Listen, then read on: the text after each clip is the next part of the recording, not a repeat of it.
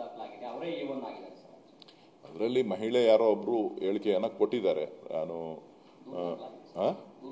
ಅವ್ರು ಮಹಿಳೆ ದೂರು ಕೊಟ್ಟಿದ್ದಾರೆ. ತನಿಖಾ ತಂಡ ಈಗಾಗಲೇ SIT ಸರ್ಕಾರ ರಚನೆ ಮಾಡಿದೆ. ಸೊ ಇದರಲ್ಲಿ ಏನೇನಿದೆ ಅಂತ ಹೇಳಿ ಎಲ್ಲವನ್ನು ಕೂಡ ಪರಿಶೀಲನೆ ಮಾಡಿ ಸರ್ಕಾರ ಸೂಕ್ತ ಕ್ರಮ ತಗೊಂಡು, ನಾನು ಹೇಳ್ತಾ ಇದ್ದೀನಲ್ಲ, ಇದು ವಿಚಾರಣೆ ನಡೆಸೋದು ಒಂದು ಭಾಗ ಆದರೆ ಆ ಹೆಣ್ಣು ಮಕ್ಕಳ ಮಹಿಳೆಯರ ಆ ತಾಯಂದಿರು ನೋಡ್ಬೇಕಲ್ರಿ. ಆ ತಾಯಂದಿರನ್ನ ಯಾವ ರೀತಿಯಾಗಿ ಇವರು 28 ವರ್ಷ 30 ವರ್ಷ 31 ವರ್ಷ ಇರಬೇಕು, ಆ ತಾಯಂದಿರನ್ನ ಯಾವ ರೀತಿಯಾಗಿ ನಡೆಸ್ಕೊಂಡಿದ್ದಾರೆ ಅನ್ನೋದನ್ನ ನೀವು ಗಮನಿಸ್ಬೇಕಲ್ಲ. ಇಡೀ ಹಾಸನ ಜಿಲ್ಲೆಗೆ ಒಂದು ಚುಕ್ಕೆ ಅಲ್ಲ ಅದು.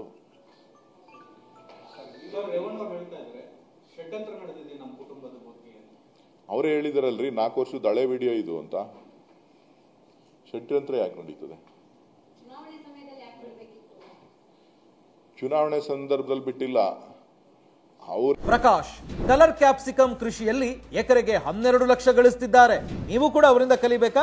ಅವ್ರ ಜೊತೆ ವಿಡಿಯೋ ಕಾಲ್ ನಲ್ಲಿ ಮಾತಾಡಬೇಕಾ? ಈಗಲೇ ಫ್ರೀಡಮ್ ಆಪ್ ಡೌನ್ಲೋಡ್ ಮಾಡಿ. ಅವರಾಗಿದ್ದವರು ಬಿಟ್ಟಿರುವಂತದ್ದು, ಅವರಾಗಿದ್ದವರು ಅವ್ರ ವಿಚಾರಗಳನ್ನ ಮಾಚಿದ್ದಾರೆ. ಚುನಾವಣೆ ಸಂದರ್ಭದಲ್ಲಿ ಎಲ್ಲಿ ಬಿಟ್ಟಿದೆ? ಚುನಾವಣೆ ಆದ್ಮೇಲೆ ಬಂದಿದೆ ಈಚೆ. ಪ್ರಕರಣವನ್ನ ಈ ಕ್ಷಣದವರೆಗೂ ಕೂಡ ಮಾತನಾಡ್ತಾರೆ, ಅವ್ರ ಮನೆಗೆ ಭೇಟಿ ಕೊಡ್ತಾರೆ, ಎಲ್ಲವನ್ನೂ ಮಾಡ್ತಾ ಇದ್ದಾರೆ. ಬಟ್ ಈ ವಿಚಾರದಲ್ಲಿ ಎಲ್ಲರೂ ಕೂಡ ಬಾಯ್ಬಿಡ್ತಾರೆ.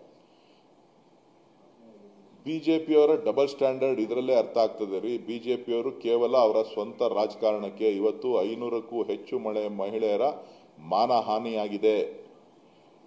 ಇಡೀ ದೇಶದಲ್ಲೇ ಇಂಥದ್ದೊಂದು ಪ್ರಕರಣ, ಅತಿ ದೊಡ್ಡ ಮಾನಹಾನಿ ಪ್ರಕರಣ, ಮಹಿಳೆಯರ ಮಾನಹಾನಿ ಪ್ರಕರಣ ಇದು ದೇಶದಲ್ಲೇ ಅತಿ ದೊಡ್ಡದು. ಬೇರೆ ಯಾವುದೇ ರಾಜ್ಯದಲ್ಲೂ ಕೂಡ ಇಂಥರದ್ದು ಆಗಿರಲಿಲ್ಲ. ಇತಿಹಾಸದಲ್ಲಿ ನಾನಂತೂ ಕೇಳಿರಲಿಲ್ಲ, ತಾವೇನಾರ ಕೇಳಿದಿರೋ ನನಗೆ ಗೊತ್ತಿಲ್ಲ. ಒಟ್ಟಿನಲ್ಲಿ ಇದು ನಮ್ಮ ಕರ್ನಾಟಕಕ್ಕೆ, ಕನ್ನಡಿಗರಿಗೆ ಆಗಿರ್ತಕ್ಕಂಥ ಅವಮಾನ. ಈ ಅವಮಾನವನ್ನ ಸರ್ಕಾರ ಸರಿಯಾದ ರೀತಿಯಲ್ಲಿ ತನಿಖೆಯನ್ನ ಮಾಡಿ ಯಾರಿಗೆ ಅನ್ಯಾಯ ಆಗಿದೆ ಅವರಿಗೆ ನ್ಯಾಯ ಕೊಡಿಸಬೇಕು. ಸಂತ್ರಸ್ತೆಯರ ರಕ್ಷಣೆಯನ್ನ ಸರ್ಕಾರ ತತ್ಕ್ಷಣ ಅವ್ರು ಯಾರ್ಯಾರು ಫೋಟೋಸು ವಿಡಿಯೋಸು ಇದೆ ಅವ್ರಿಗೆಲ್ರಿಗೂ ಕೂಡ ಸೂಕ್ತ ಭದ್ರತೆಯನ್ನ, ಸೂಕ್ತ ರಕ್ಷಣೆಯನ್ನ ಕೊಡಬೇಕಾದಂತ ಒಂದು ಕೆಲಸ ಆಗ್ಬೇಕು.